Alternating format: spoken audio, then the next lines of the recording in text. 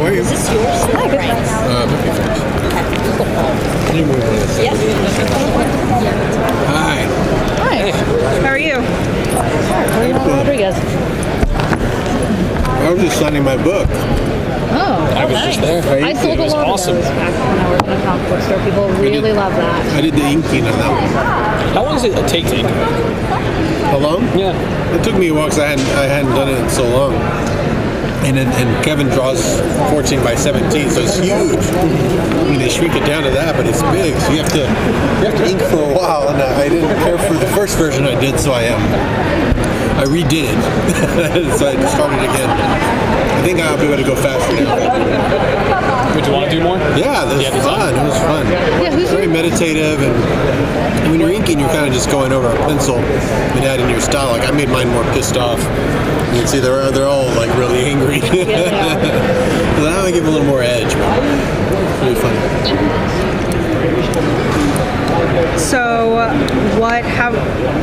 what was your creative process going into season 2? Because it was definitely a different sort of ensemble, kind of split up between, everyone's separated, but they're in different groups and they have different motives.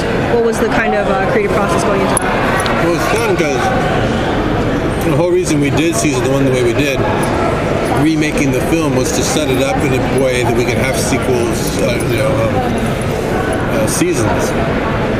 Because if we had just started the first season taking off where the movie had left off, most of those guys are dead, so we had to keep some people alive, come up with a deeper mythology, sort of build the groundwork. So I thought, let's just remake the story of the film in season 1 in a way that surprises people and then expands the storyline, and then when you think one thing's going to happen, like in the movie it doesn't, it goes a different way. But just set the stage so that when season 2 we can really start the season and really start the story.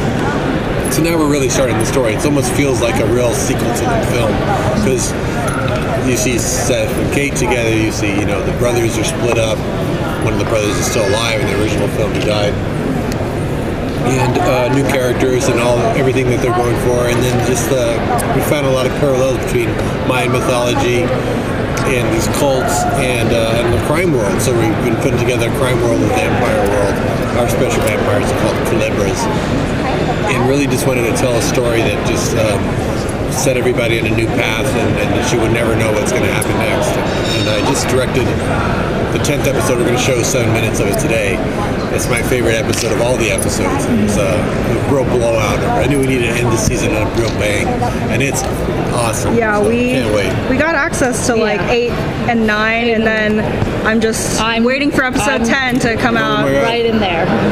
10 will have you screaming because it's like so pays off everything. I'm so well. screaming right now on the inside. So no And it feels like cliffhangers a to end feature. on, Well, or there are some cliffhangers. You definitely want to come back for more.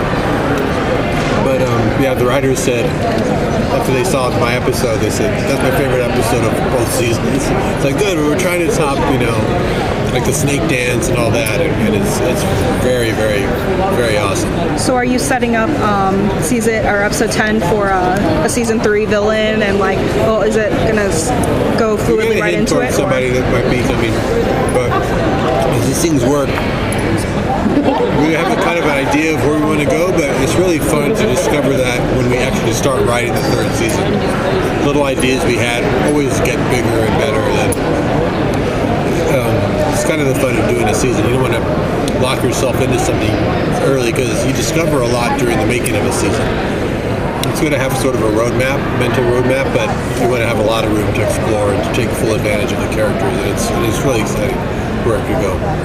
If I could piggyback on that, I actually have been noticing, especially towards the end of the season, a lot of sort of allusions and parallels to stuff in the first season. And sort of, were you working backwards while writing the 2nd season, sort of going back to season 1 and saying, okay, so this was interesting, something very specific that I noticed. I'm not sure if I can't ask about this, then just cut me off. But Kate in the pool, I'm wondering if you went back to for sort of a very specific allusion that's coming towards the end of the season, and just stuff like that in general. There is some parallels to that. You didn't see episode 10 though. No, I haven't. That's a clue into You'll see a very similar shot, a very similar kind of thing going on. And you'll see some parallels, but some of the things, like we knew we would meet Uncle Eddie in season 2. We just talked about them all through season 1. One of the things that my showrunner kind of taught me that trick.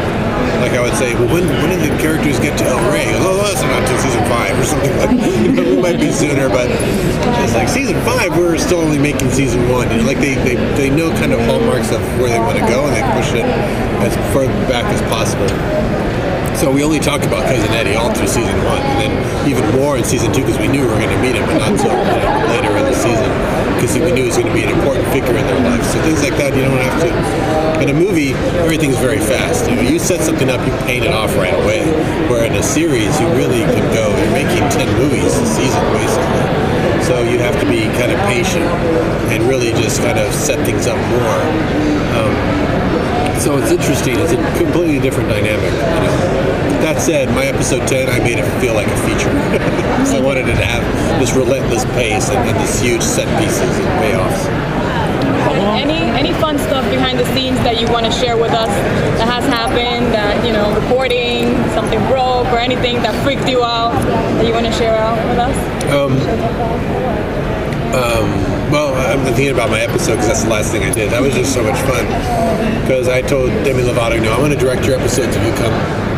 I talked about it in season 1. You should come be in next year. Should come, but I want to direct your season. I want to capture something about her energy. I thought I wanted to try and capture. And she was fantastic. It gave her a cool villain role.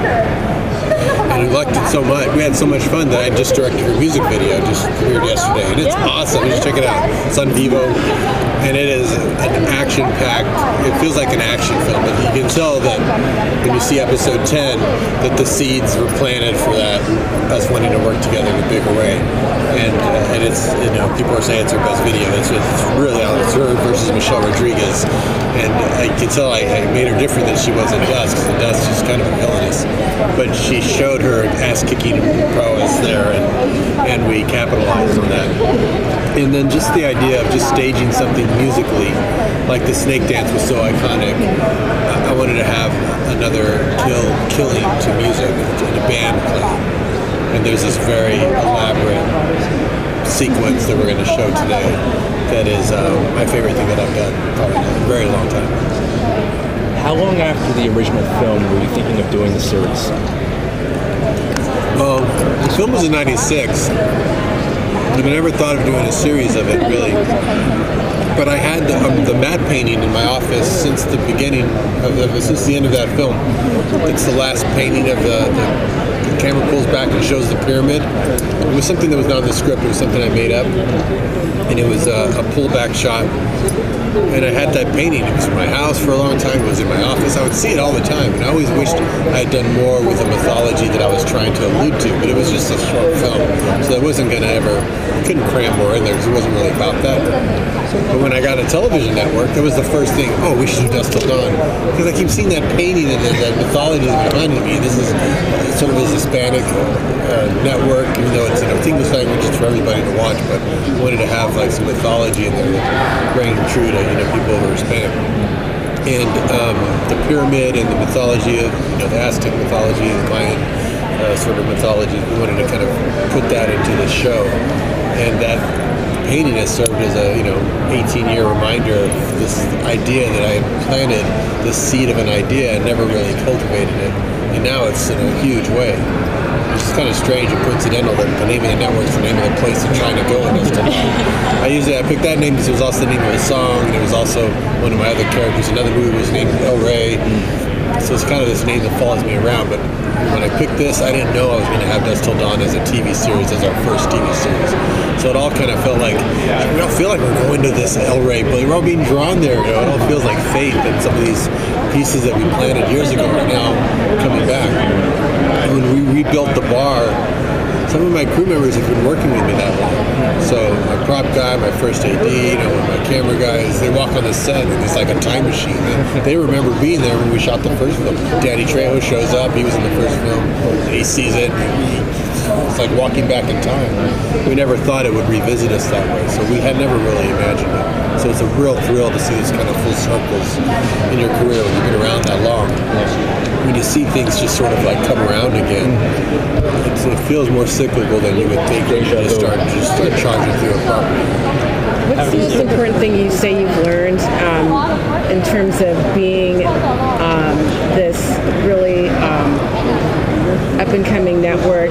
time when there's so many entertainment options? What's something you learned about launching El Rey and things that you might do differently or the same going forward? It was something completely different than anything I'd ever done. I mean, I'm in the movie world. And I had ideas, interest in television, but I never really cared for the process. It seemed the television world was very different from the movie world. People who kind of were in charge, the way you could go make a series and maybe get canceled the first day or whatever. So much was out of your control. And I was never that enticed. Then when I got my own network, it was like, oh, this will be fun. And like, any show I want to put on, we'll just put on. The Director's Chair, Dusk Till Dawn, we'll renew it for a second season, we'll renew it for a third season. So you can make all the decisions, and you give yourself a chance to try things and explore, because anyone who says they have a set plan, they're lying, because it changes and shifts too quickly. And it's really interesting. It's different than a movie. A movie you put out, if it's not setting the box office on fire, it kind of just dies. Where with a network, you can actually get feedback from an audience and change. If you don't perform one day, you can perform the next day because you make a shift in its schedule and change something, and suddenly things can work. So it's really exciting. It's a living, breathing thing that's constantly being put out. Something really exciting about this. I don't know what I would do differently. I did think when I first got it that it was kind of, it's a linear channel. Things are so digital now, and people have digital channels. And how would that compete with digital channels when it's so traditional? We're finding that people who have big digital channels, they want a linear property, a linear channel too. There aren't any more of those things. So you got something actually that's very valuable. A linear space is still really valuable. Are there any other past films you're looking to go back into, like share more in-depth stuff like you did with this? Any other past films I'd like to go make a series on? None to jump out right away like that. I mean, I have ideas for original stuff, but I think maybe we'll do a movie tie-in with it and make it a bigger property. But of the older stuff, I mean, you always could do a Desperado series, I suppose, or a Machete series. But right now we have some ideas for some cool new shows. How does it feel to be more creatively free now with Dusk Till Dawn? Like in the beginning, you were kind of, it was already kind of set. You kind of started out. Yeah, more hair. Now it's more free, more free.